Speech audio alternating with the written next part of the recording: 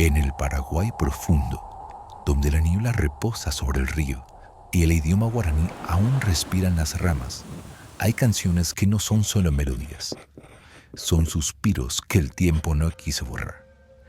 Una de ellas nació a mediados del siglo XX, de la mano de Girera Uncorreo, Shekambari Sayayay. No era protesta, no era historia, era una confesión íntima a una mujer, a una mirada. Sus versos no gritaban, susurraban.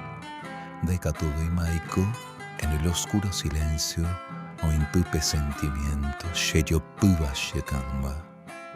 No hablaba de barreras impuestas, hablaba del deseo que no puede tocarse, de ese amor que se guarda entre los pliegues del alma, que duele sin culpas, sin razones, sin finales.